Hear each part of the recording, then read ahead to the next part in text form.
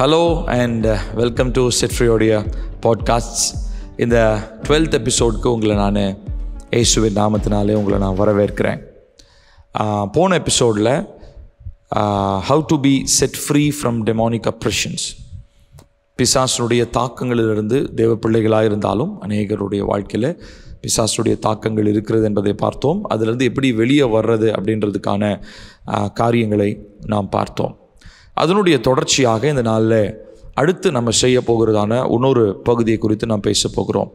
இது நம்முடைய மனம் மறுரூபமாக்கப்படுதல், ரினியூவிங் ஆஃப் யோர் மைண்ட், நம்முடைய மனம் புதிதாக்கப்படுதல், அந்த ஒரு விஷயத்தை குறித்து நம்ம பார்க்கணும். ஏன்னா right after demonic deliverance, demonic அப்ரேஷன்லேருந்து கர்த்தர் நமக்கு விடுதலை கொடுத்த அடுத்த கட்ட நடவடிக்கையை நம்ம செய்ய வேண்டியது நம்மளுடைய சிந்தையை புதுப்பித்து கொள்ளும்படியாக நாம் இடம் கொடுக்க வேண்டும்.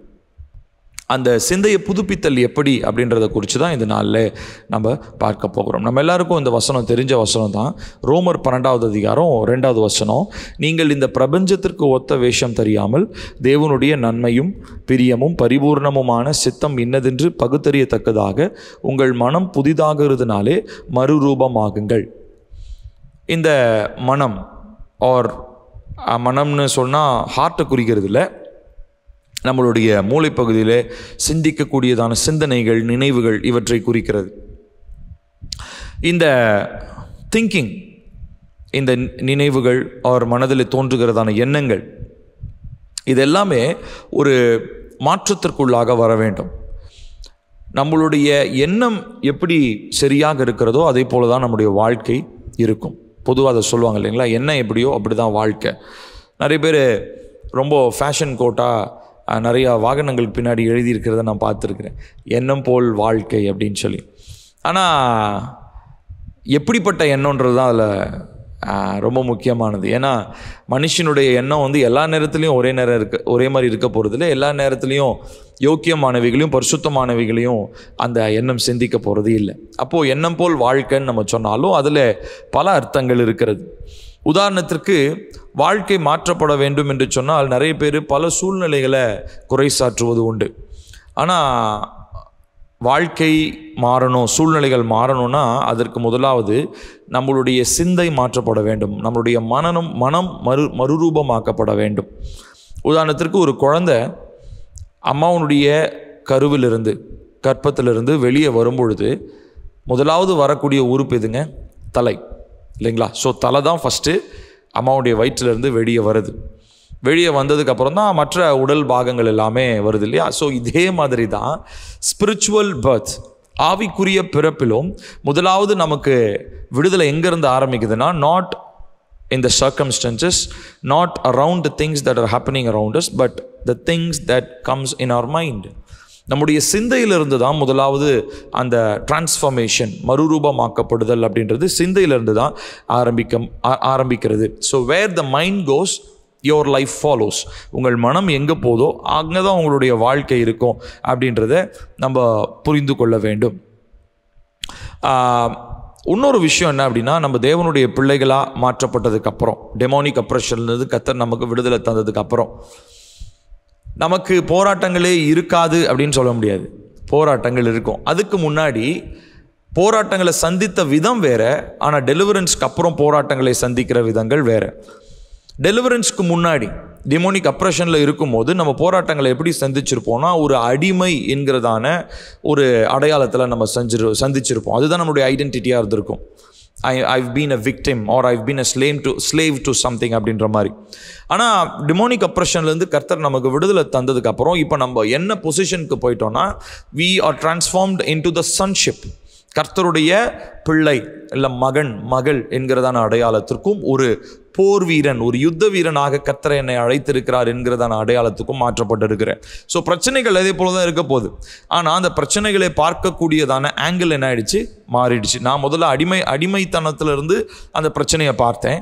ஆனால் இப்போது தேவனுடைய மகனாகவும் மகளாகவும் தேவனுடைய யுத்தத்தில் இருக்கிறதான ஒரு ஜப வீரனாகவும் நான் அந்த பிரச்சனையை பார்க்கறதுனால அது எனக்கு ஒரு பெரிய சவாலாக இருக்க போகிறதில்ல. இந்த நாளில் உங்களுக்கு நான் 7 முக்கியமான காரியங்கள். உங்கள் மனம் புதிதாக்கப்படுவதற்கு 7 முக்கியமான வழிமுறைகளை நான் உங்களோடு பகிர்ந்து கொள்ளப் போகிறேன். முதலாவது,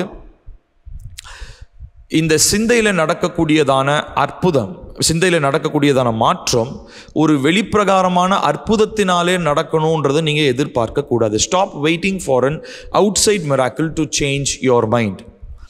எப்பயுமே இந்த மனம் புதிதாக்கப்படுதல் வெளியில் நடக்கக்கூடிய ஒரு காரியத்தினாலே மாற்றப்படுகிறது அல்ல. ஸோ இதில் நம்ம புரிந்து கொள்ள வேண்டிய ஒரு காரியம் என்ன அப்படின்னு சொல்லி பார்த்தீங்கன்னா, நம்முடைய மனம் இன்ஃப்ளூயன்ஸ் ஆகணும் அப்படின்னு சொன்னால் அதுக்கு ஒன்று தான் தகுதியானது. நம்முடைய மனதை இன்ஃப்ளூயன்ஸ் பண்ணக்கூடிய தகுதியானது ஒன்று. அது என்ன அப்படின்னா, தேவனுடைய வார்த்தை. ஸோ வெளிப்பிரகாரமான காரியங்கள் நம்மளை இன்ஃப்ளூயன்ஸ் பண்ணும்போது கேயாஸ் அண்ட் கன்ஃபியூஷன், குழப்பமும் கலக்கமும் உண்டாகும். ஆனால் கர்த்தருடைய வார்த்தை நம்முடைய மனதை தொடும் பொழுது, நிரப்பும் பொழுது அதில் மாற்றம் உண்டாகும் அப்படின்றத நம்ம புரிந்து கொள்ள வேண்டும். பொதுவாக நம்ம என்ன நினைப்போம் அப்படின்னு சொல்லி சொன்னால், the reason why my mind is so negative is because my life is so hard. இந்த மாதிரி நிறைய பேர் திங்க் பண்ணுவோம். என்ன அப்படின்னா, என் வாழ்க்கை ரொம்ப கஷ்டமாக இருக்கிறனால தான் என் மைண்டு ரொம்ப நெகட்டிவாக இருக்குது அப்படின்னு நம்ம நினைக்கக்கூடிய தருணங்கள் இருந்திருக்கலாம். ஆனால் இது நம்ம தலைகளாக யோசிக்கிறோம். என்னுடைய மைண்டு நெகட்டிவாக இருக்கிறனால தான் என்னுடைய வாழ்க்கை எதிர்மறையாக போயிட்டு இருக்குன்றது தான் உண்மை. நான் சொல்கிறது புரியுதுங்களா? நிறைய பேர் நம்முடைய சூழ்நிலையை வைத்து அதனால தான் என் மைண்ட் செட் எப்படி இருக்குன்னு நம்ம சொல்கிறோம். ஆனால் தவறு. நம்மளுடைய மைண்ட் செட்டை பொறுத்து தான் நம்முடைய வாழ்க்கையில் இருக்கிறதான சூழ்நிலைகள் இருக்கிறது என்பதை நாம் புரிந்து கொள்ள வேண்டும். அப்போது இந்த நாட்களில் நமக்கு வெளிப்பிரகாரமான அற்புதங்களுக்காக நம்ம ஏங்கிட்டு இருக்கணும்னு அவசியம் இல்லை. அற்புதங்களுக்கு எதிராக நான் பேசல. அற்புதங்கள் அவசியம்தான். ஆனால் உங்கள் மனம் புதிதாக்கப்படுறதுக்கு வெளிப்பிரகாரமாக ஒரு அற்புதம், அடையாளம் என் கண்ணால் பார்த்தா தான் என் மைண்டு டிரான்ஸ்ஃபார்ம் ஆகும் அப்படின்னு நம்ம நினைக்கிறோம். பார்த்தீங்களா? அது முற்றிலும் தவறானது. காரணம், நம்மளுடைய மனதை புதிதாக்கக்கூடியதான வல்லமை தேவனுடைய வார்த்தை ஒன்றுக்கே உரியது. ஸோ முதலாவது, stop waiting for an outside miracle. ரெண்டாவதா, stop believing that you cannot control your thoughts. நிறைய பேருக்கு விதமான எண்ணங்கள் இருக்கும். என்ன அப்படின்னா, என்னால் என்னோடய எண்ணங்களை கட்டுப்படுத்தவே முடியலைங்க, எண்ணங்கள் தாறுமாறாக ரொம்ப போய்கிட்டே இருக்குது.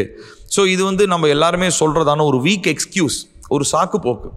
ஸ்கிரிப்சுரலாக இதுக்கு எந்த வசனமும் கிடையாது. கர்த்தர் நமக்கு பைபிளில் எந்த ஒரு வசனமோ உங்களை கண்ட்ரோல் மீறி எண்ணங்கள்லாம் வரும் அப்படின்ற மாதிரி எந்த வசனமுமே கிடையாது. இது நமக்கு நாமே கொடுத்துக்கிறதான ஒரு எக்ஸ்கியூஸ். இன்ஃபேக்ட் பார்த்தீங்கன்னா, வசனம் நான் படிக்கலை, நான் ரெஃபரன்ஸ் மட்டும் சொல்கிறேன். Philippians 4:8, பிலிப்பியர் 4:8, யோசுவா 1:8, சங்கீதம் 1:2, இது எல்லாத்துலேயும் பார்த்தீங்கன்னா, நற்காரியங்களை சிந்தித்து கொண்டிருங்கள், கர்த்தருடைய வார்த்தையை தியானிச்சுக்கிட்டே இருங்க. சங்கீதம் 1:2 வாசிக்கிறோம் இல்லைங்களா? இரவும் பகலும் அவருடைய வேதத்தின் மேல் தியானமாக இருக்கிற மனுஷன் அப்படின்னு சொல்லி. ஸோ திங்கிங், ஸோ இந்த திங்கிங் ப்ராசஸ்ன்றது நம்மளுடைய கண்ட்ரோலில் தான் இருக்குது. இது நம்மளுடைய கண்ட்ரோலுக்கு மீறி இருக்கிறது அப்படின்னு சொல்லப்படுறது முற்றிலும் ஒரு தவறான ஒரு காரியம். அது ஒரு தவறான ஒரு சாக்கு போக்காக இருக்கிறது. அப்போது நம்ம இவ்விதமான எண்ணங்களினாலே நாம் தேவனிடத்தில், அதாவது தேவனுக்கு பிரியமான எண்ணங்களை நம்முடைய சிந்தைகளை நிரப்பிக் கொள்வதனாலே நாம் தேவனிடத்தில் கிட்டி சேருகிறோம் என்பதை நாம் மறந்து விடக்கூடாது. இதில் முக்கியமான ஒரு காரியம் என்ன அப்படின்னா, your mind is your servant. உங்களுடைய மனது அப்படின்றது உங்களுக்கு வேலை செய்கிறதான ஒரு வேலையாள். ஸோ இதுக்கு 2 பேர் பாஸாக இருக்க முடியுங்க. ஒரு வேலையாளுக்கு 2 முதலாளி, அதாவது 2 பேர் அட் அ டைமில் முதலாளியாக இருக்க முடியாது. யாராவது ஒருத்தர் முதலாளியாக இருக்க முடியும். இதில் 2 முதலாளிங்க இருக்கிறாங்க. இதில் முதலாளி யார் அப்படின்னு பார்த்தீங்கன்னா மாம்சம். இன்னொரு முதலாளி யாருன்னு பார்த்தீங்கன்னா உங்களுடைய ஆவி. ஸோ நீங்கள் 2 முதலாளியுமே அட் அ டைமில் அந்த மைண்டை கண்ட்ரோல் பண்ண முடியாது. நீங்கள் மாம்சத்தை அலோவ் பண்ணிங்கன்னா மாம்சம் என்ன பண்ணுவாருன்னா அந்த மைண்டை கண்ட்ரோல் பண்ணுவார். ஸோ பிரகாரமான அந்த மாம்சத்துக்குரிய மனிதன் என்ன பண்ணுவார்னா நெகட்டிவ் தாட்ஸ்னால முடியாது, செய்ய முடியாதுன்ற எண்ணங்களினாலே உங்களுடைய மைண்டை கண்ட்ரோல் பண்ணுவார். ஆனால் ஆவிக்குரிய மனுஷனை நீங்கள் அலோவ் பண்ணும்போது, அதுவும் அந்த ஆவிக்குரிய மனுஷன் ஆவியானவரால் பலப்பட்ட மனுஷனாக இருக்கும் பொழுது அவர் என்ன பண்ணுவார், உங்களுடைய மனதை கண்ட்ரோல் பண்ணும்பொழுது தேவனுக்கு பிரியமான காரியங்களை என்ன பண்ணுவார், உங்களுடைய சிந்தைகளிலே அவர் ஏற்படுத்தி தருவார். So when the spirit is weak, உங்களுடைய ஆவி ரொம்ப வீக்காக இருக்கும் போது, நீங்கள் ஜோம் பண்ணல, ஆவியில் நிரம்பி ஜோம் பண்ணல, வசனம் இல்லை, ஜபம் இல்லை அப்படின்ற பட்சத்தில் ஆட்டோமேட்டிக்காக எந்த பாஸ் உங்களுடைய மைண்டை ரூல் பண்ணுவார் தெரியுங்களா? உங்களுடைய ஃப்ளஷ், மாம்சம் என்கிறதான முதலாளி தான் ரூல் பண்ணுவார். ஆனால் எப்போ உங்களுடைய ஃப்ளஷை காட்டிலும் ஸ்பிரிட் பாஸ், ஆவிக்குரிய அந்த ஆவியானவர் முதலாளியாக உங்களுடைய வாழ்க்கையில் உயர்ந்திருக்கும் பொழுது அவர் உங்களுடைய மைண்டை என்ன பண்ணுவாருங்க, ஆளுகை செய்வார். So this is the thought that we need to have in our mind. So stop believing that you cannot control your thoughts. இது முற்றிலும் பொய்யானது, இதை நம்ம ஏற்றுக்கொள்ள முடியாது. மூணாவதாக இருக்கக்கூடிய ஒரு காரியம் என்ன அப்படின்னா, what you feed your mind with becomes a mindset. நீங்கள் உங்களுடைய மனதை எதினால் நிரப்புகிறீர்களோ அதுவே உங்களுடைய மனநிலையாக மாறுகிறது. இது உண்மைதான் இல்லைங்களா? உங்களுடைய மனசை நீங்கள் எதனால நீங்கள் நிரப்புறீங்க. அப்போது உங்களுடைய மனசு, நிறைய பேர் இப்படி நினச்சிக்குவாங்க, அதாவது மைண்ட் செட் வந்து ரொம்ப முக்கியமான ஒரு காரியம். அஃப்கோர்ஸ் மைண்ட் செட் முக்கியம்தான். நீங்கள் உங்களுடைய மனதை ஆளுகை செய்யலாம். ஆனால் உங்கள் மனதை ஆளுகை செய்கிறது எது தெரியுமா? மைண்ட் செட், அதாவது மனநிலை. மனநிலை எப்படி மாற்றப்படுகிறது? எய்தர் மாம்சத்தினாலேயும் மாற்றப்படலாம், இந்த பக்கம் தேவ ஆவியினாலும் மாற்றப்படலாம். ஸோ மூணாவது நம்ம பார்த்த ஒரு காரியம், what you feet your mind with becomes your mind set. அப்போது நம்மளுடைய மனதை நித்தமும் நாம் தேவ ஆவியினாலும், தேவ ஆவியின் நிறைவினாலும், தேவனுடைய வார்த்தையினாலும், விசுவாச வார்த்தைகளினாலும் நம்முடைய மனதை நிரப்பிக்கொண்டே இருக்கும் பொழுது நம்மளுடைய மனதில் 2 காரியம் இருக்குது இல்லைங்களா? ஒன்று வந்து கான்ஷியஸ்னு சொல்லுவோம், இன்னொன்று சப்கான்ஷியஸ்னு சொல்லுவோம். கரெக்டாக? கான்ஷியஸ்னு என்னதுங்க? நம்ம உணர்வு பூர்வமாக, அதாவது நம்மளுடைய உணர்ச்சிகள் இருக்கவே நம்ம செய்யக்கூடிய காரியங்கள் தான் கான்ஷியஸ். சப்கான்ஷியஸ்னால் என்னது? நம்மளை அறியாமலே செய்யக்கூடியதான ஒரு சில காரியங்கள். ஸோ நீங்கள் எந்த விஷயத்தை கான்ஷியஸில் போட்டு நிரப்பிக்கிட்டே இருக்கீங்களோ, ரொப்பிக்கிட்டே இருக்கீங்களோ, அது ஆட்டோமேட்டிக்காக உங்களுடைய சப்கான்ஷியஸ் மைண்டுக்கு அப்படியே என்ன ஆகும் அப்படின்னா, அது அப்படியே சப்கான்ஷியஸ் மைண்டையும் ஃபில் பண்ணும். ஸோ சப்கான்ஷியஸ் மைண்டில் இருக்கிறத நீங்கள் விட்டுட்டிங்கன்னா அது ரிவர்ஸில் திரும்ப வந்து என்ன ஆகுங்க, உங்களுடைய கான்ஷியஸ் மைண்டை ஃபில் பண்ணும். ஸோ இதுக்கு முன்னாடி மாம்சத்தில் வாழ்ந்த நாட்களும் உலகத்தில் வாழ்ந்த நாட்களும் நம்ம சப்கான்ஷியஸாக என்ன பண்ணிட்டு இருந்தோம், நம்மள அறியாமலே நிறைய பாவ காரியங்களை செஞ்சுட்டு இருந்தோம். கரெக்டுங்களா? ஸோ இப்போ கான்ஷியஸ் அண்ட் சப்கான்ஷியஸ் இது ரெண்டுலேயுமே இப்போ என்னத்தினால நம்ம நிரப்பப்படணுமா? தேவனுடைய ஆவியினாலும் தேவனுடைய வார்த்தையினாலும் நம்ம நிரப்பப்படும் பொழுது, கான்ஷியஸாக இருக்கும் போதும் நம்ம தேவனுடைய வார்த்தையை பேசுவோம். சப்கான்ஷியஸ் நிலையில் இருந்தால் கூட நம்ம என்ன பண்ணுவோம், தேவனுடைய வார்த்தைகளை தான் பேசுவோம். ஏன்னா ரெண்டுலேயுமே தேவனுடைய வார்த்தையும் தேவனுடைய ஆவியின் பிரசன்னமும் தான் நிறைந்திருக்கிறது அப்படின்றத நம்ம மறந்து விடக்கூடாது. அப்போது ஒன்ஸ் இந்த கான்ஷியஸ் மைண்ட் தேவனுடைய வார்த்தையினால் நிரப்பப்பட்டிருக்கும் போது அது அப்படியே நிரம்பி சப்கான்ஷியஸ் மைண்டையும் அது நிரப்பும் அப்படின்றது தான் உண்மை. அடுத்து 4வது நாம் பார்க்கக்கூடிய ட்ரூத் என்ன அப்படின்னா, confess what you believe, not what you feel. நீங்கள் எதை விசுவாசிக்கிறீர்களோ அதை அறிக்கை செய்யுங்க. எதை நீங்கள் உணர்றீங்களோ அதை அறிக்கை செய்யாதீங்க, அதை வாயை திறந்து பேசாதீங்க. நான் சொல்கிறது புரியுதுங்களா? So confess what you believe, not what you feel. இது ரொம்ப முக்கியமான ஒரு காரியம். உதாரணத்துக்கு இப்போ ரட்சிப்புன்றது என்னதுங்க?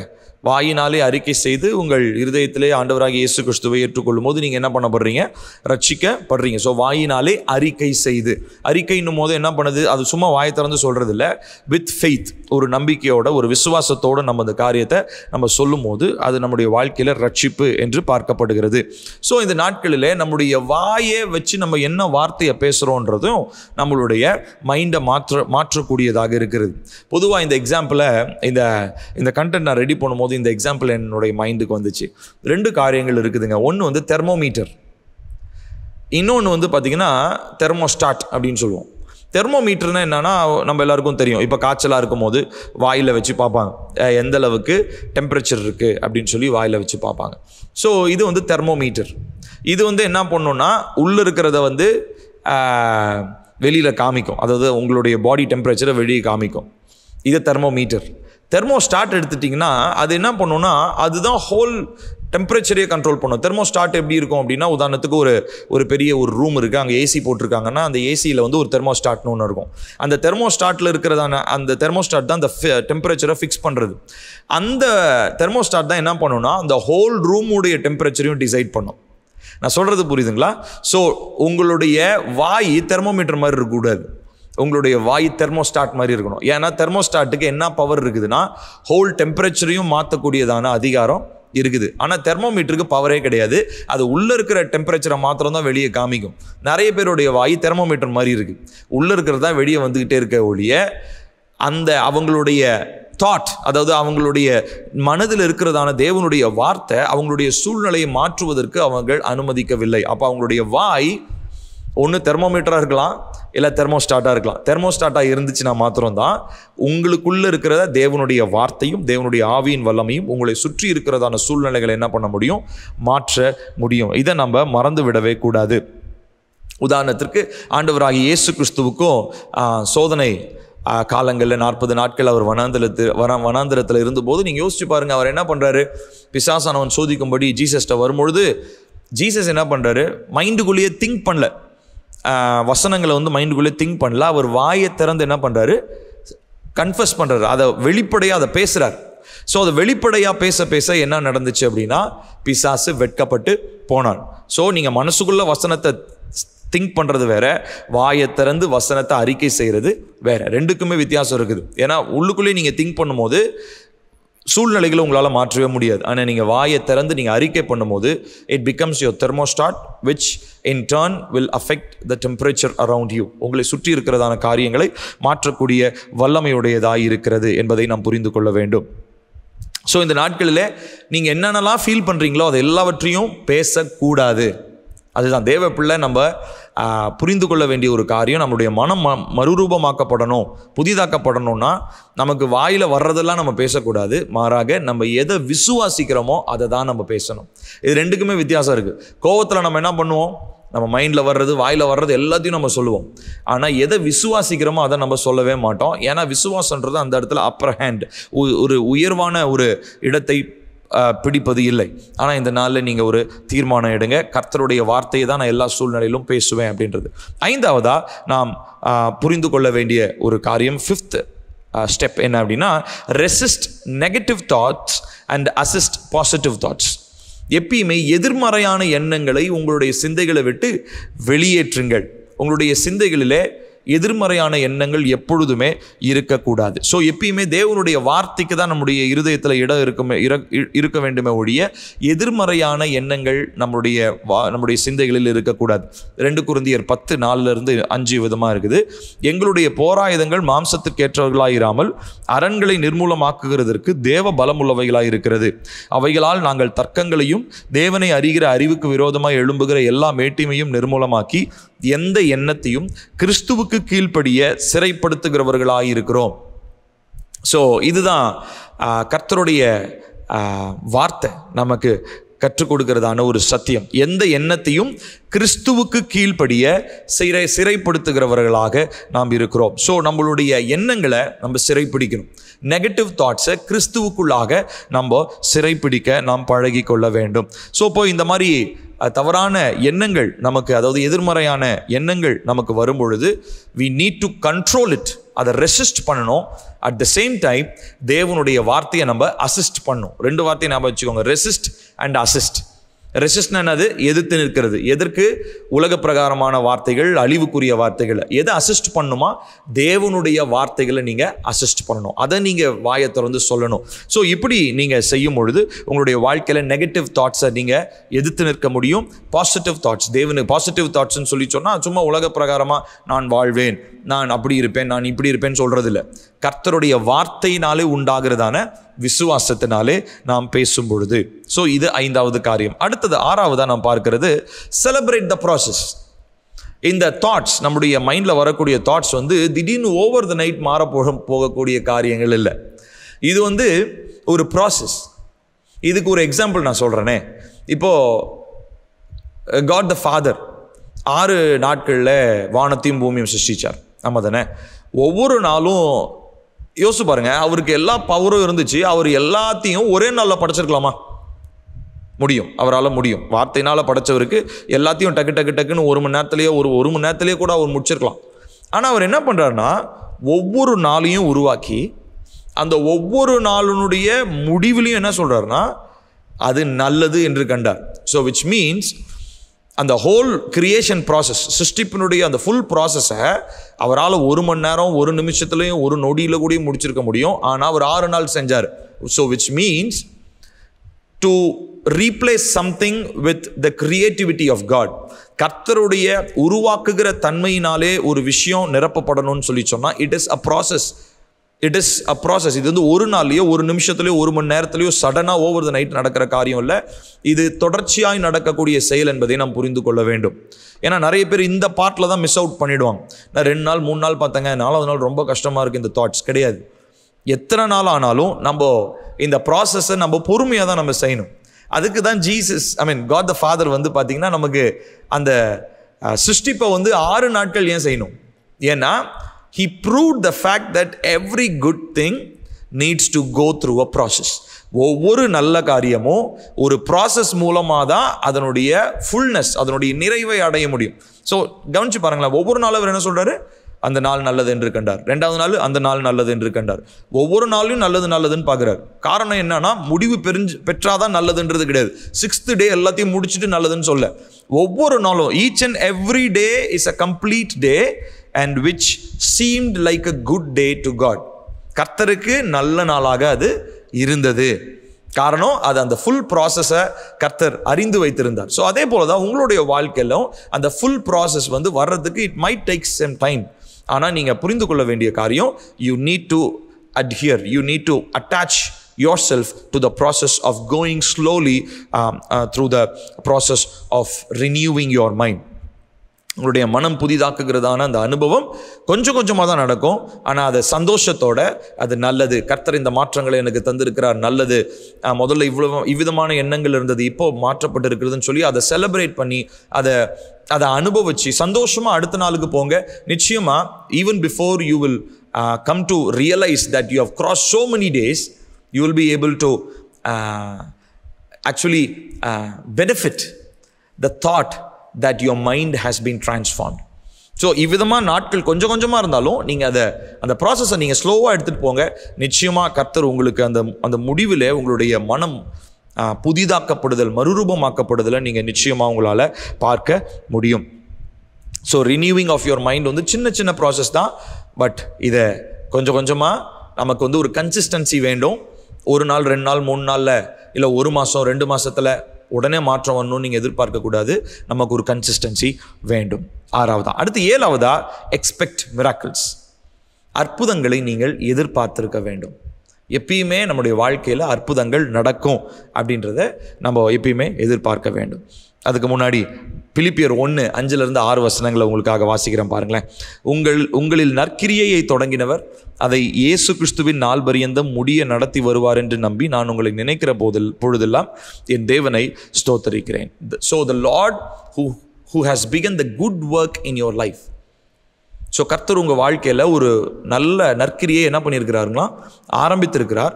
அதை முற்றுமுடிய நடத்த அவர் போதுமானவராக இருக்கிறார். So he is enough.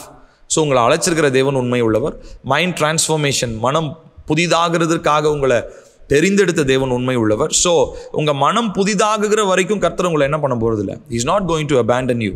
உங்களை கைவிட போகிறதில்ல. அவர் நிச்சயமாக அவருடைய நாள் பரியந்தம், ரட்சிப்பின் நாள் பரியந்தம் நம்மை நிலைநிறுத்த அவர் உண்மை உள்ளவராக இருக்கிறார். ஆனால் இந்த ப்ராசஸில் வந்து பார்த்திங்கன்னா பிசாசு கண்டிப்பாக நம்மளுடைய மைண்டில் பூந்து குழப்பி விடணும்னு நினைப்பான். he will try to mess with our mind. ஆனால் நம்ம புரிந்து கொள்ள வேண்டிய காரியம், கர்த்தருடைய வார்த்தை நமக்கு போதுமானதாக இருக்கிறது. ஜெபத்தில், தேவனுடைய வார்த்தையில், விசுவாசத்தில் நம்முடைய மனதை நாம் நிரப்பிக்கொண்டே இருக்கும் பொழுது we will be able to successfully be renewed of our mind. நம்முடைய மனதை நாம் புதிதாக்கப்பட முடியும். 7வதா சொன்னேன், எக்ஸ்பெக்ட் மிராக்கிள்ஸ். மிராக்கிள்ஸ்ன்றது ரொம்ப ரொம்ப அத்தியாவசியமானது. நம்மளுடைய வாழ்க்கையில் அற்புதங்கள் மாத்திரம் எதிர்பார்த்துட்டு இருக்கிறதும் தப்பு, அற்புதங்களையே எதிர்பார்க்காமல் இருக்கிறதும் தப்பு. ஸோ நமக்கு எப்பயுமே ஒரு பேலன்ஸ் வேணும்.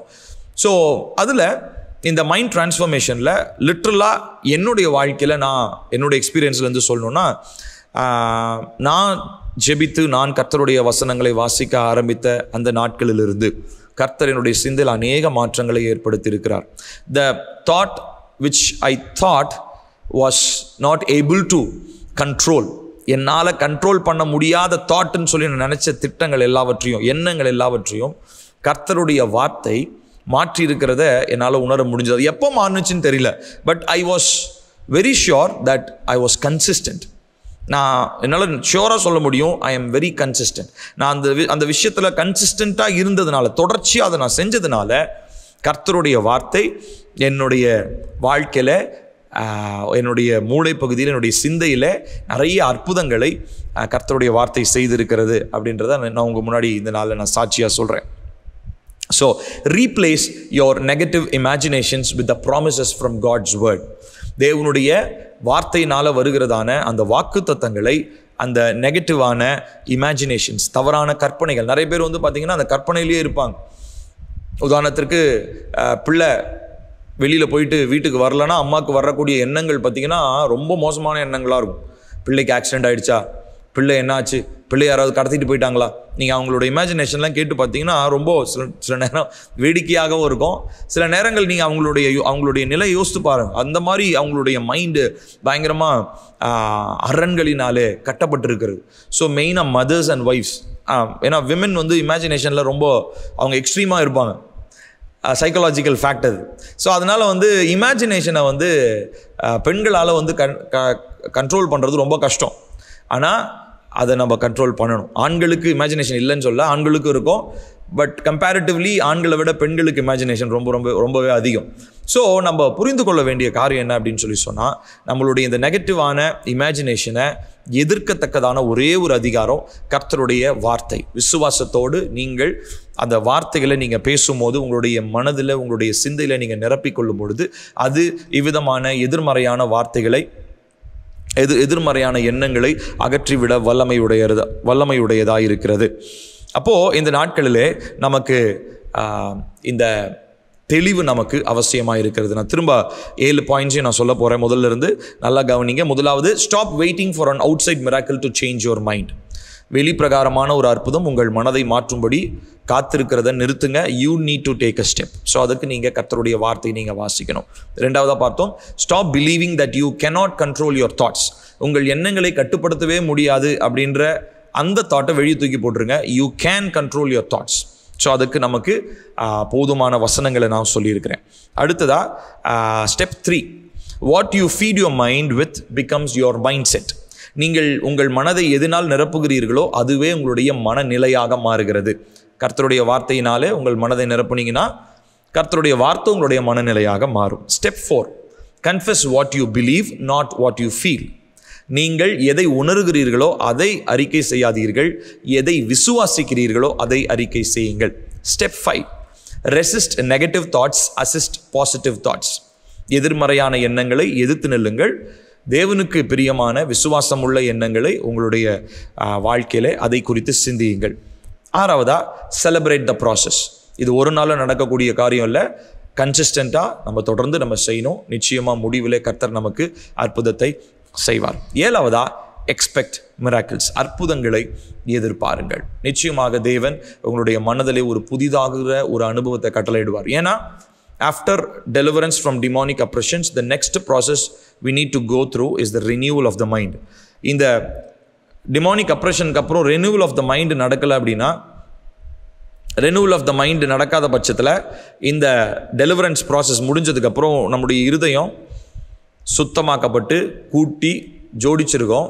ஜீசஸ் சொன்ன மாதிரி உள்ளிருந்து வெளியே போன பேய் இன்னும் என்ன பண்ணுமா, தன்னை விட வந்து பார்க்கும். இங்கே கூட்டி ஜோடிக்கப்பட்டு அழகாக இருக்கிறத பார்த்து, உள்ளே எதுவுமே வெறுமையாக இருக்கிறத பார்த்து, தன்னை விட மோசமான இன்னும் 7 பிசாசுகளை கூட்டிகிட்டு வந்து இந்த இருதயத்துக்குள்ளே இருக்கும். ஸோ டெலிவரன்ஸ் ப்ராசஸ்க்கு அடுத்து நம்ம உடனே செய்ய வேண்டிய ஒரு காரியம் என்ன அப்படின்னா, renewal of our mind, to fill our hearts, our mind and our thoughts with the word of God and by the faith that comes from the word of God. கர்த்தருடைய வார்த்தையினாலே வருகிற விசுவாசத்தினாலே நம்முடைய சிந்தையை, நம்முடைய இருதயத்தை நிரப்ப வேண்டியது அவசியமாக இருக்கிறது. கடைசியாக ஒரே ஒரு ஜெபத்தை உங்களோடு கூட செய்து இந்த எபிசோடை நான் முடிக்க விரும்புகிறேன். பின்னாடி இந்த ப்ரேயரை நீங்கள் சொல்லுங்கள். பரிசுத்த ஆவியானவரே, நீர் என்னுடைய வாழ்க்கையில் இன்று அசைவாடி கொண்டிருக்கிறீர். அதற்காக நன்றி. நான் பார்க்கும் இடமெல்லாம் இருளாக இருந்தாலும், என்னுடைய வாழ்க்கையில் வெறுமையை மாத்திரமே நான் பார்த்திருந்தாலும், அது எல்லாவற்றையும் நீர் மாற்ற போதுமானவராயிருக்கிறீர். இன்று நான் உம்முடைய வார்த்தையை என் வாழ்க்கைக்கான கடைசி அதிகாரமாக ஏற்றுக்கொள்கிறேன். பரிசுத்த வேதாகமத்தில் நான் அறிந்து கொள்ளுகிற சத்தியங்களை என் இருதயத்திற்கு நீர் தரும் வெளிப்பாடாக மாற்றும். பரிசுத்த ஆவியானவரே, தேவனுடைய வார்த்தையின் வல்லமையை என்னுடைய வாழ்க்கையில் வெளிப்படுத்த உதவி செய்யும். என்னுடைய நிஜ வாழ்க்கை உம்முடைய சத்தியத்தின் அடிப்படையில் அமைய நான் இன்று இயேசுவின் நாமத்தில் ஜெபிக்கிறேன் பிதாவே. ஆமேன், ஆமேன். இந்த எபிசோடு உங்களுக்கு பிரயோஜனமாக இருந்திருக்கும்னு சொல்லி நான் நம்புகிறேன். அடுத்த எபிசோடில் நான் உங்களை சந்திக்கிற அது வரைக்கும் தேவனுடைய கிருபை இரக்கம் உங்களை வழி நடத்தி காத்துக்கொள்வதாக. God bless you.